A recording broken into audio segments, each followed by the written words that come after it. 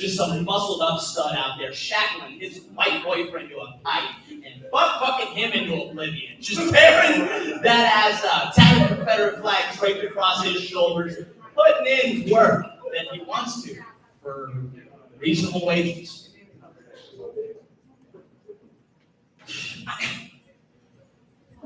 I am straight. No, don't laugh. You stop. Don't laugh at me being straight. Don't do it.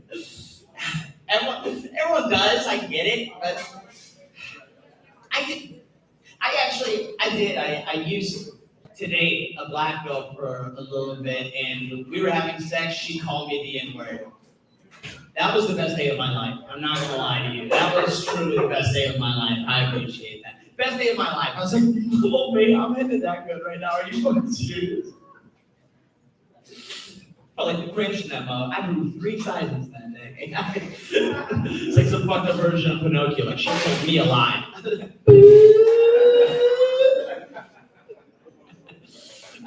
I love it, man. I used to play. I love the NBA also. I'm a Phoenix Suns fan. I know it's actually the worst disability I have. Yes, I know. I do. I love the NBA. I really thought that I was going to make it to the NBA until I was diagnosed, white. And then that pretty much crushed my NBA dream. I have a progressive eye disorder, so it just gets worse over time until I'm completely blind. By the time I was in 8th grade, I was catching more orange balls with my face than Stormy Daniels. So, Oh my God. Thanks. That's the first joke I ever wrote. It feels like a fun time to end this set. I don't think there's a mic stand up here. There's not. They don't give me that shit to do this. I'm sorry, Robert.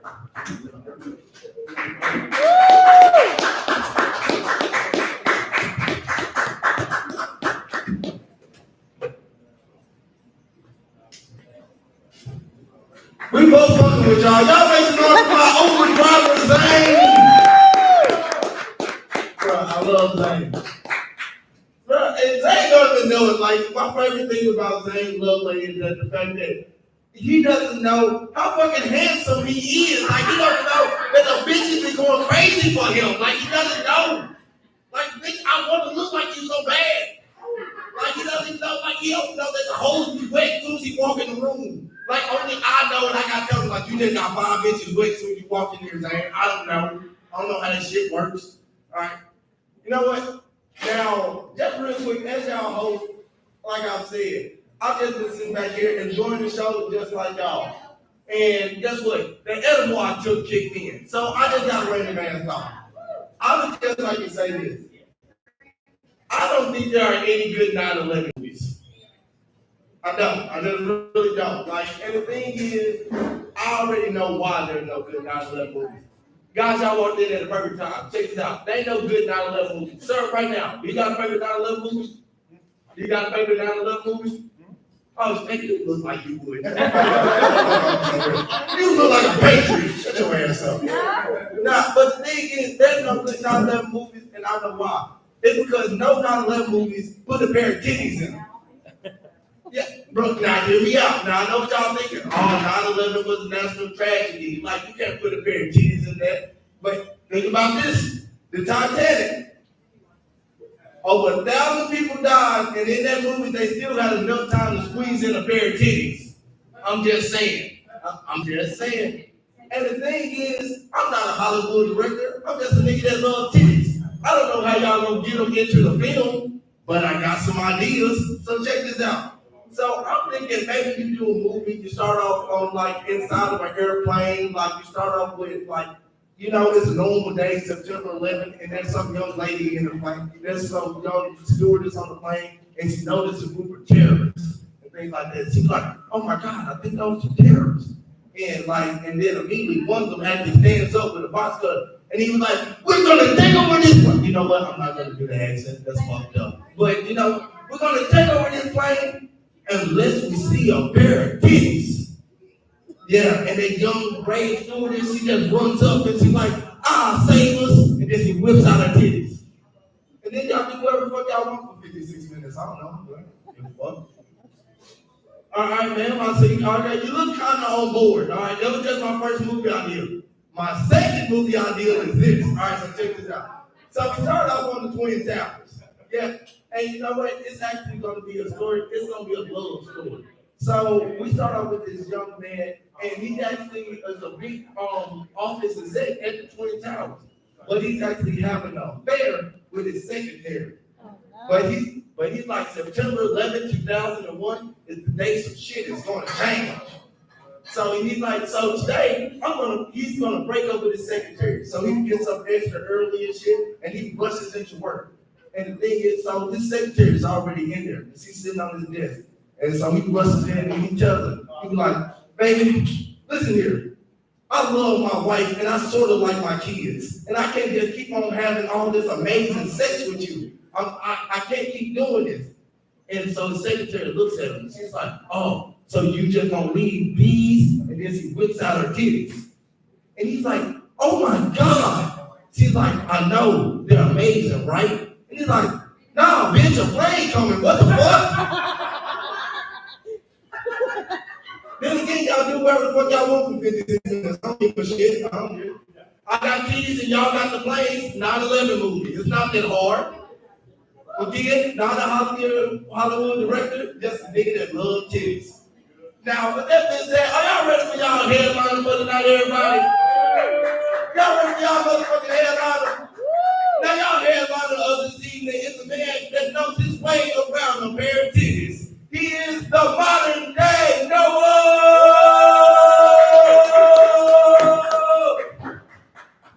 How we doing, Little Rock? Give me a whoa! Damn, I got some howlies up in here. Honestly, on a scale of 1 to 10, how drunk is everybody in here? How drunk is everybody in here? I know you're drunk. Yeah, that's what every Mexican said when trying to cross the border. We're getting there. Oh, fuck you, that was funny. Guys, it is always a pleasure to be up here at the rail yard. We're out here every Wednesday. We usually get started around 7, but if you're a bad planner like JP, we're going to be about 2 hours late. He spent about an hour that jacking what little 3-centimeter pecker he has in the bathroom, and then he's like, okay, it's time to go. No, guys, I got to give a lot of credit to some of these other guys. They've been performing a lot longer than me. I love getting to watch them. I will always give them that respect. JP said he was drafted. JP, I was born into it. I grew up around nothing but blacks and Hispanics all my life. Wondering when my last day was going to be. Man, you can't be white and roll up in the hood, okay? You can't. It's either you're welcomed or you're chased up with gunfire. Me, I do the smart thing that most white people don't know how to do. I drive away. Time to get the hell out. Guys, so hey, honest question. How many people got kids in here? And it's a woo-woo? Yeah, that's why I know why you're here. You're getting drunk because you got kid-free night. That's okay. You can hit your kids a couple of times when you're drunk. It won't be that bad. Guys, I noticed something when I was sitting there at the table. So, we've got JP, which is the underground soldier from the hood. We've got Zane, that's the mastermind of the operation. Lucas is the Jolly Green Giant, and apparently I'm the crackhead Wolverine. So you know what? We're the fucking X-Men.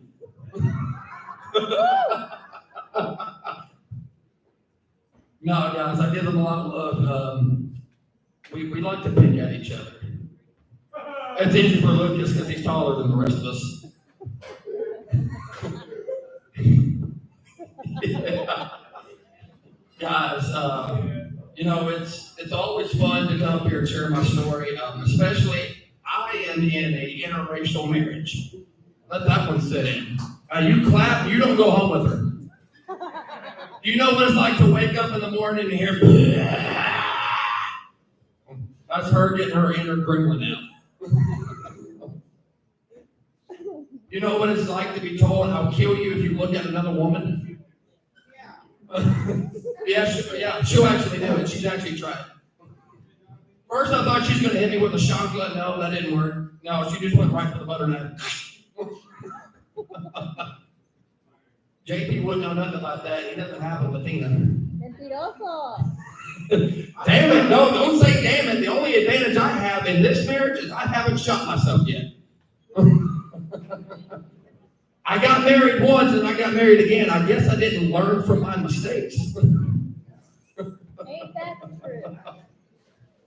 Man, it's always, I won't say that wholeheartedly. I do love my wife, but I'm not just saying that because she's standing next to me. That stands for the record. We pick a Wonder Woman, okay? That's kryptonite. That's why all the other men aren't speaking, because they're standing next to kryptonite too. But now, guys, I do love being able to perform in this beautiful state of Arkansas. Am I right? How many Arkansas we got in here? Can I get a woo? Yeah, that's right. You know what? I talk so much shit about Arkansas, but there are so many beautiful things about being here. Like, you can go to downtown Little Rock and watch a gay stripper swing around the light pole. No, that was a joke. Okay. So, there's also one other thing I learned about being in Little Rock, Arkansas. Apparently, it's not okay to pull over to see homeless people and lay next to them and spoon. Apparently, that's not okay. He pulled out his BlackBerry and was already calling his homeless friends. Hey, man, I'm getting jumped, or come help me. If you hadn't noticed, I'm a few crayons short of a full crayon box. Yeah. I ate all the blues and the greens, and now I'm just down to brown. If you didn't get it, it means I'm with a brown woman. Wholeheartedly, I give her a lot of credit. She puts up with me. I still haven't figured out why. I think she's waiting on me to do something stupid and die, because I typically do stupid shit. But she can neither confirm or deny that. Saying you are looking at me like looking at David Hasselhoff.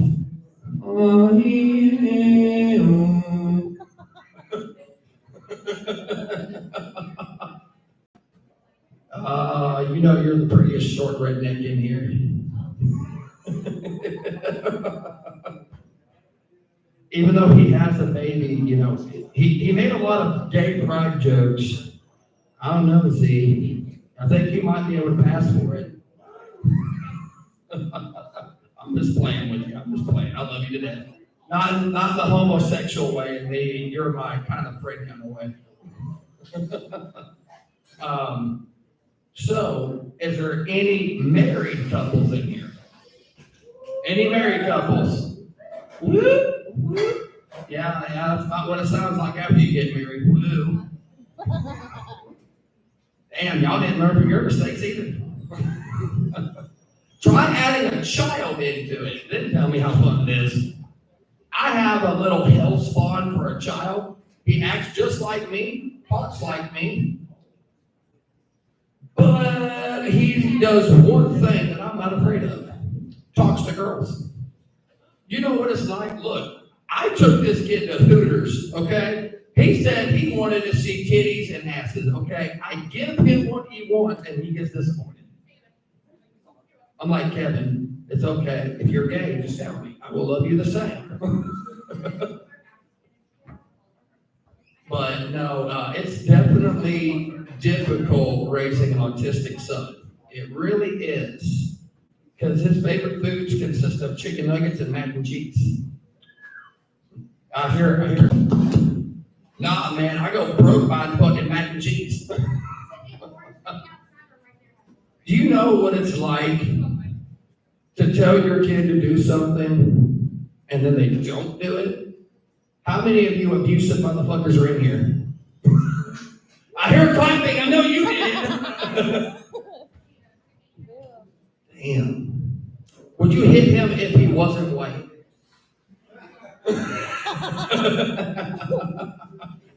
JP knows all about getting hit. He came from the hood.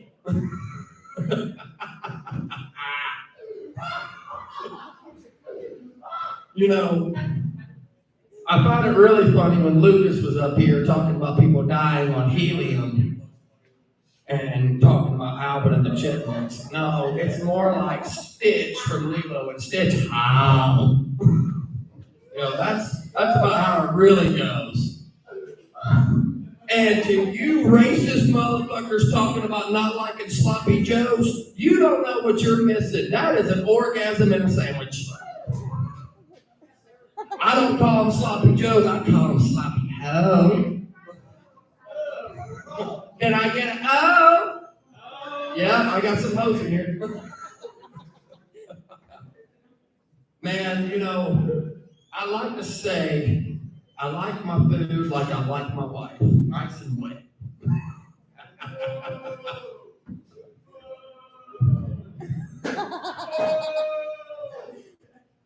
Are you crying because you haven't married yet, or are you crying because you finally divorced?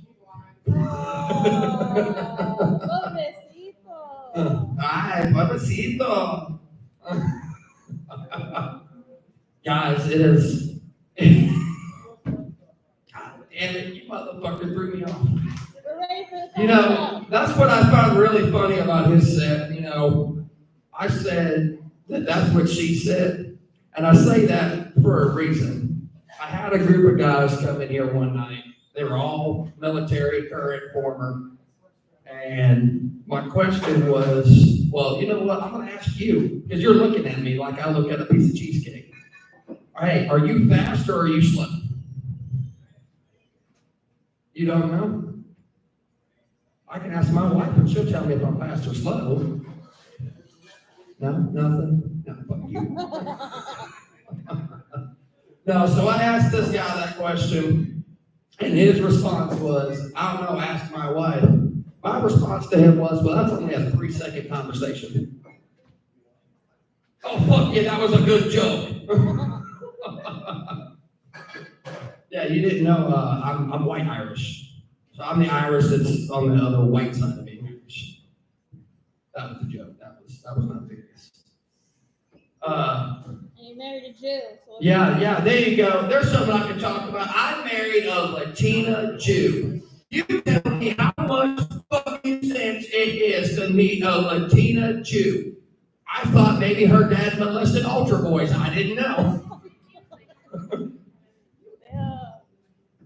Well, I mean, he did convene some stuff within the church congregation. It was a very unholy event. So yeah, that's definitely something that was kind of hard to come to terms with because I'd never met a Latina that was Jewish before.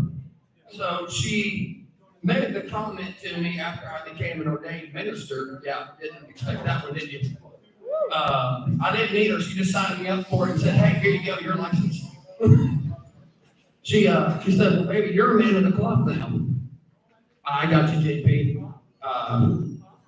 She's like, "You ought to feel privileged that I suck your dick." And I said, "Why is that?" "Because now you're a man of the cloth. You have kosher dick. Every time we have sex, it's holy sex."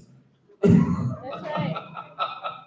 Guys, I really love and appreciate every one of y'all. I want to thank everybody for coming out. Be sure to come out here next week at 7 o'clock, JP. And the car show. And also, before I get off of here, I am hosting a car show in Jacksonville, Arkansas at the Jacksonville Community Center. We are going to be raising money to help St. Jude and Children's Miracle Network. So you guys are not going to want to miss that. Be at the Jacksonville Community Center at 9 o'clock on July 20th. So, guys, without further ado, let's give it back to JP Ford! One more time, y'all make some damn noise for the modern day Noah, everybody. Man, For animals to people. Man, shout out to the modern day Noah, everybody. And shout out to the car show he's doing to help out like sick children and things like that. I love how modern day Noah is helping out dying kids by dying on the stage up here. Like, I really love it. Like I really love helping them kids. Like, one of my favorite things. Ladies and gentlemen, before we get out of here, I'm gonna end on this note just right here. As y'all host, I'm gonna end on a positive saying. I think it's time for me to put my grandmother in a home. Now, hear me out. Before y'all judge me, I would just like to say, sir, you're looking kind of confused. My grandmother did some real put me in a home type shit. My grandmother sent me on a blind date with one of her church friends.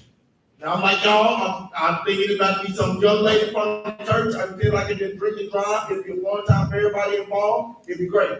But nah, she set me up on a blind date with one of her church friends that was 67. Yeah, I'm talking about Big Hat Church 67. I'm talking about New About Colored Water Fountain 67. Like, it fucked me up. And the thing was, like, I still went on the date because I know I can convince this bitch to pay for the meal. I know I got it like that. She a woman of God. I know how it works. And the thing was, like, I went on the date, and then afterwards I did what any gentleman would do. I take that old run home and fuck her. But only because she paid for the meal and I'm a man of God and I know the rules. But the thing was, sir, I had a great time fucking this patty man. That's what was crazy. Like, she let me hit it on her walker. She had